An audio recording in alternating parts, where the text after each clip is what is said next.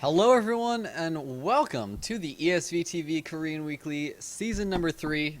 This is our third day in week number 1, and that means we're moving directly into the last half of the quarterfinals before moving to the semifinals and finals. Before that though, I am Orb. Joined with me today is Adebisi. How are you doing today, man? I'm doing good, man. I'm pumped. This is day 3. This is the juicy day. This is the day that all the players that have been playing the best are still in, and we're gonna find out who wins. So I'm pretty pumped. Yeah, me too, man. We got some great players in here. Unfortunately, for my Protoss heart, we don't have any Protosses left, but hey man, it's Korean StarCraft. Sometimes that's It what happens. happens. So let's take a look at our first match. Let's bring these guys up over here. Actually, excuse me, before we jump into the first match, what am I saying? How could I almost not do that before showing the players? Ridiculous. We got an awesome announcement, guys. Really great stuff for the Korean Weekly coming up. Let's take a look at this promo overlay. There it is, guys. TT Esports Thermal Take. They are now sponsoring ESV TV and the Korean Weekly. So happy about it. This is such exciting news for us to, get another sponsor. Really big for the weekly. So there's also a post on TL about this, guys, and on Reddit. So you can go check those out for more information. You can upvote the Reddit post for more exposure.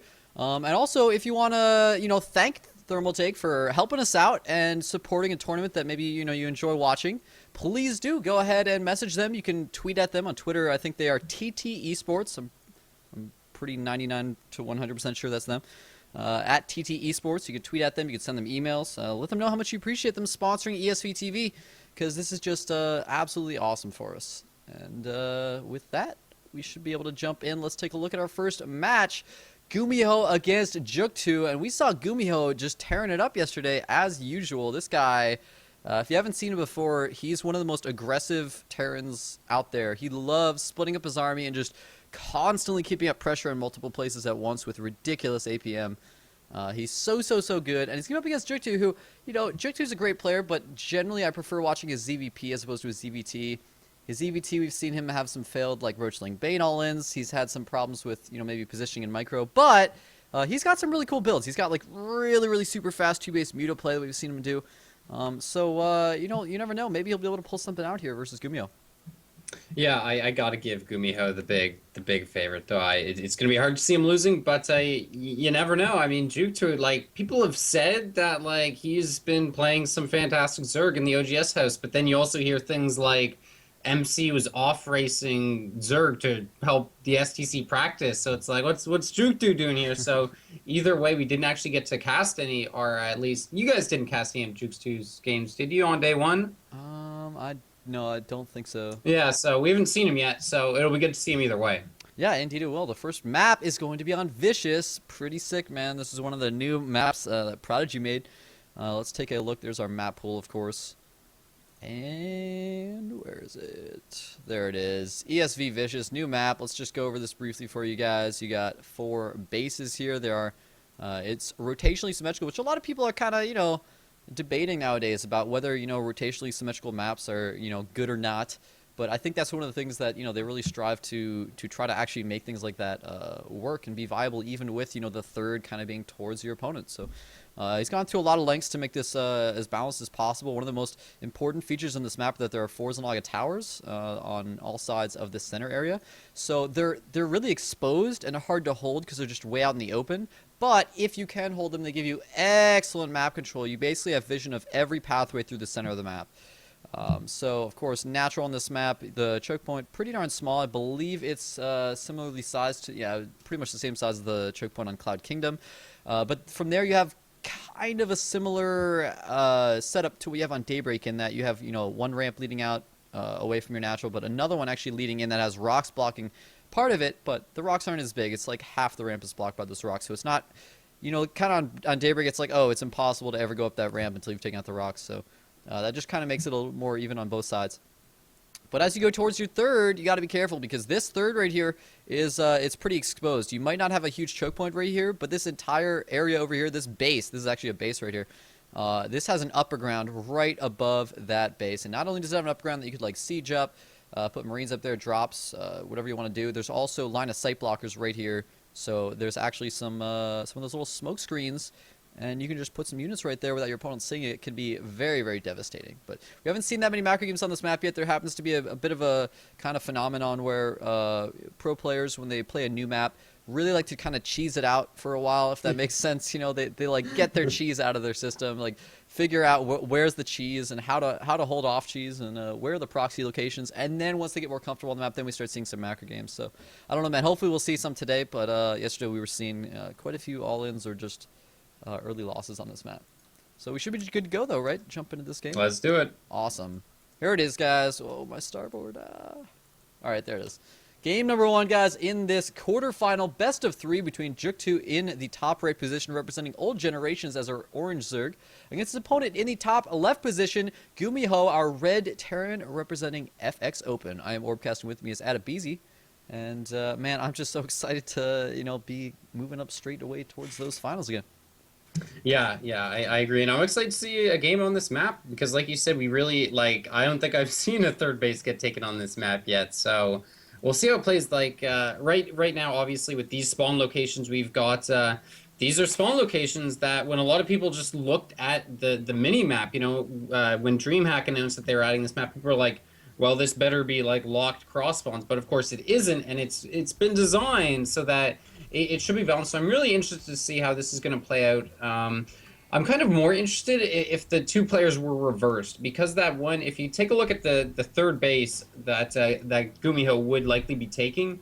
Now imagine if he was the Zerg player and that one platform there where you could probably put some tanks on. Do you know what I mean here? Yeah, you're talking about the 9 o'clock. Yeah, just that high ground where, like, if the metagame is to go on festers and that's all you've got, you know, this is the kind of thing where on Shakura's Plateau you see players go for mutas because in the center of the map there's those high ground spots that you can put tanks on. So we'll see how these guys want to play. I'm just kind of really hoping for a long game here, and I think we might get that because oGsJookTo is going to be going for command center first. Yeah, he absolutely is. And it looks like oGsJookTo actually cross-spawning as well first. Maybe he's like paranoid about proxy barracks in the middle map, or maybe he thinks it's forced cross. I'm not sure. Yeah, it wouldn't be the first time. Yeah, it definitely wouldn't be the first time. We had that happen on Frigid Pass yesterday as well. Although the player who did that and then proxied still ended up winning. That was just a crazy, wacky game, man. Wait, what is oGsJookTo do? Wait, he dropped a barracks, but it was like super late. I don't.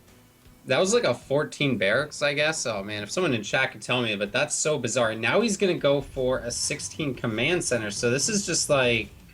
This is so weird. Something I've never seen before. Neither have I. I don't.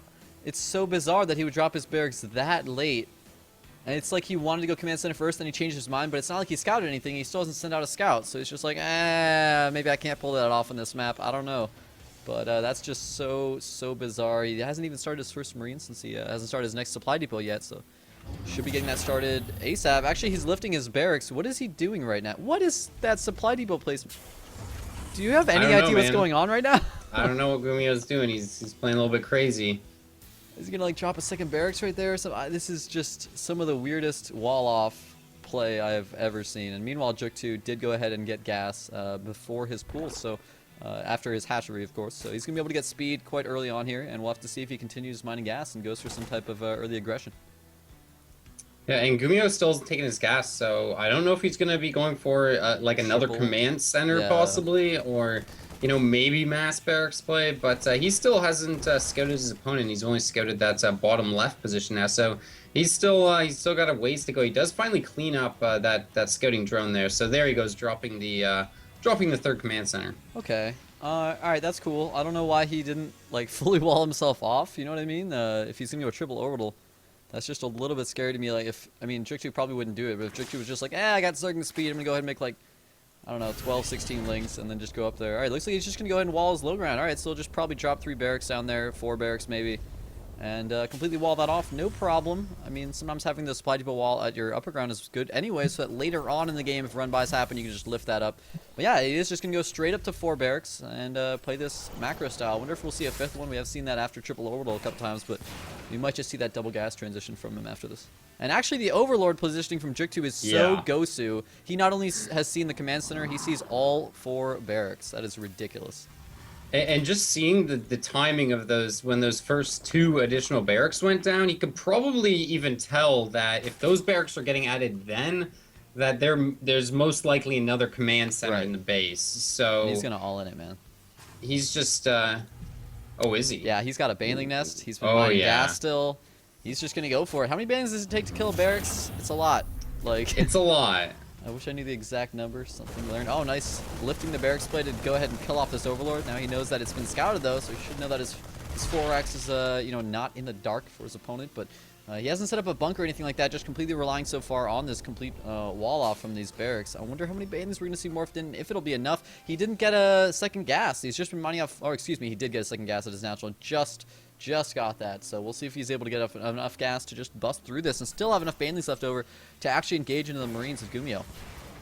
Yeah, I mean he's gonna be able to make about 10 banelings, maybe a little bit more. So we'll see if he can get in and just get that floodgate open. He's got 14 more lings in production. Then he should be able to win the game. But it's tough. What he may even do is just wait and wait for his opponent to move out for a pressure. You know, he's got these 2 lings, and you know, GuMiHo, it's just a typical thing to do. If you're a Terran player going for this mass barrack style, you've got to move out at some point to apply some kind of pressure. And so if he just lifts off one of these barracks for a second, he may just get completely owned. We'll see how oGsJookTo wants to do this. Yeah, that's very true. I doubt. I mean, even though I would normally expect a player like GuMiHo to move out with quad gas and a rush to double factory, I don't think that's going to be happening. But the banelings are going in. They're going to be able to pick off 2 of these barracks at once. Nice explosions going off. Actually doesn't quite get the second one, but it should burn down. Lings are surrounding everything. Baneling gets a pretty decent hit on those Marines. A lot of them are very hurt right now. SCV's coming into the engagement, and there's still a baneling left over. This is not looking good for GuMiHo. Yeah, oGsJookTo actually droning behind this here, so he's already content with the damage he's done. And oh man, the one supply depot flattening, yeah. Game's gonna end right there. GG comes out, and oGsJookTo takes down game number 1. Yeah, well played, man. If you see that kind of build and you see that your opponent's doing that, you know they're being a little bit risky. You know you can bust it down. You played it well, got that second gas, so we could actually get enough banelings to do that. And GuMiHo didn't. I feel like, you know, if he had maybe like a bunker behind. I know it's like hard to be like, I'm also going to spend 100 minerals on a bunker when I already have a full wall with barracks, but I don't know. Maybe if he had a bunker behind those barracks, he would have been able to hold that. But either way, it was pretty close, and he ended up falling.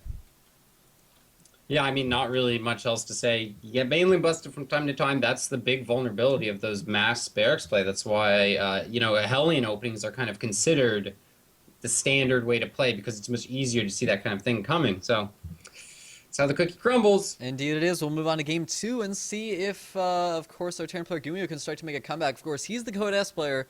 He's not. He's the favored person here. You know, oGsJookTo's the underdog. So we'll see if GuMiHo can make this comeback, or if oGsJookTo's actually going to move on. Don't go anywhere, guys. We'll be back with that after this quick commercial break.